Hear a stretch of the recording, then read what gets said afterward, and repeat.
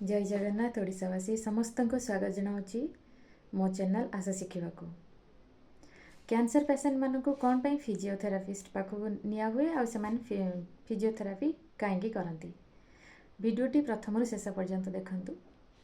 भल लगिले लाइक करंतु शेयर करंतु सब्सक्राइब करंतु वीडियोटी प्रथम शेष पर्यंत देखंतु जहाँ आदेश रे मु वीडियो सब करुच्ची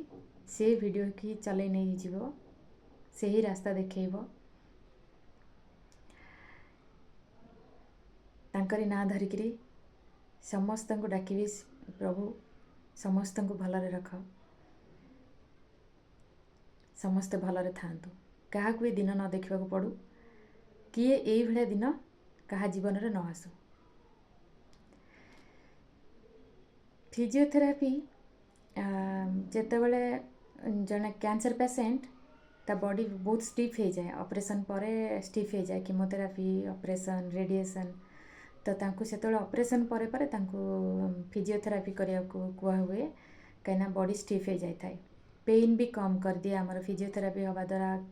पेन भी कम हो ता सहित काम भी करें माने निजे निज काम करें निजे गाधे पारे निजे चलाबुला करें निजे बुली पारे एपट सेपट होकर निजे खाइबा बसवा सब निज काम निजे करें बहुत लोग अच्छा फिजियोथेरापी कलापर निज काम भी जदि किसी ऑफिस जॉइन कर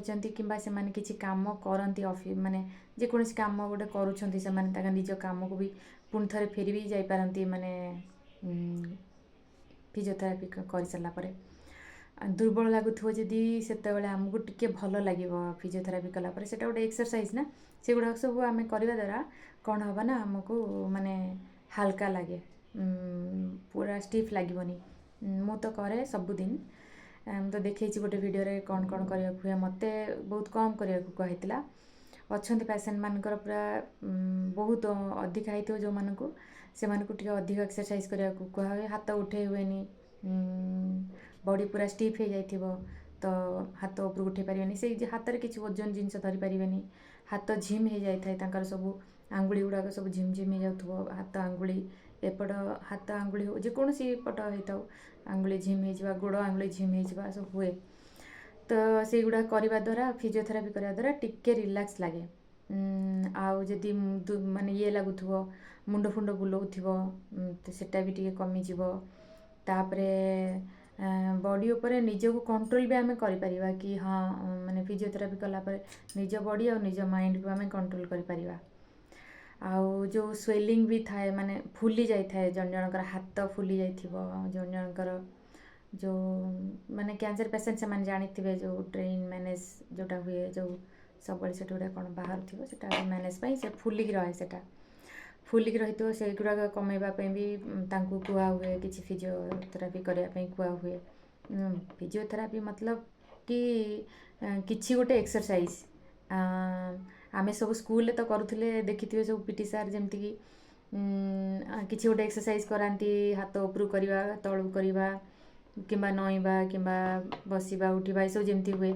सेमतीर किसी टिके अलग है फिजियोथेरापी माने सी आमको टिके करती सेटा विथ डिसिप्लिन माने आमे गणिकी करवा ठीक रे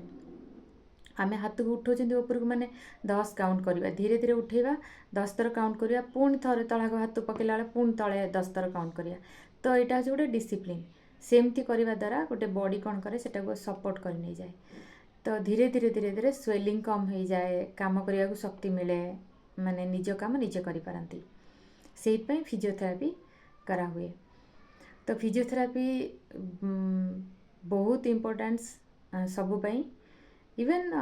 जो मैंने अलग लोक अच्छा भी से माने भी किसी ना किसी एक्सरसाइज यदि करूँ प्रत्येक दिन संध्या बेले बसिकी कि योगा करूँ मेडिटेशन करूँ बहुत भल लगे योगा मेडिटेशन तो एते भल जिनिस ता द्वारा माने आमे माने कोउट जाई कोउट पहुँची जावा जो माने करिसेंती रियलाइज करछन जानि परिबे से जिनसटा मु खाली बसिकी कहूची तो बोर लगुथिव समस्त को क्षमा करिवे बाहर को जीवाकू चेष्टा करी बाहर जाइए वीडियो बनवाई आउ मु भावुची नेक्स्ट वीडियो रे मु तो काली रविवार अच्छी काली गोटे आनी अवेयरनेस प्रोग्राम आउ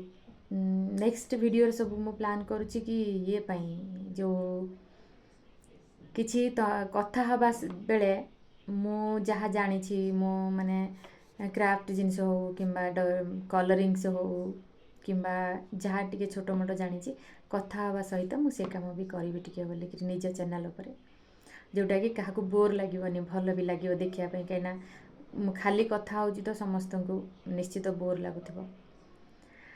ତ ଫିଜିଓଥେରାପି ସବୁ ପେସେଣ୍ଟମାନଙ୍କ ପାଇଁ ବହୁତ ଜରୁରୀ। ଡକ୍ଟରମାନଙ୍କ ସହିତ ଡକ୍ଟର ଯେଉଁ ଭଳିଆ କହିବେ କରିବା ପାଇଁ ସେଇଟାକୁ ଫଲୋ କରିକି ଚାଲିବେ, ନିଶ୍ଚିତ ଭଲ ହେଇଯିବେ। ଫିଜିଓଥେରାପି ଦରକାର ଯେଉଁମାନେ ଅର୍ଲି, ଯେଉଁମାନଙ୍କର କ୍ୟାନ୍ସର ଡିଟେକ୍ଟ ହେଉଛି ମାନେ ସେମାନେ ତ କ୍ୟୋର୍ ହେଇଯିବ, ସେମାନଙ୍କର ଯେମିତି ହେଲେ ବି କ୍ୟୋର୍ ହେଇଯିବ, କେବେ ବି ମନ ଦୁଃଖ କରିବେନି କେହି। ଆଉ ନିଶ୍ଚିତ ଡକ୍ଟର ଯାହା କହୁଛନ୍ତି ଫଲୋ କରିକି ଚାଲନ୍ତୁ। ସମସ୍ତେ ଭଲରେ ରୁହନ୍ତୁ, ସମସ୍ତେ ହସିକିରି ରୁହନ୍ତୁ।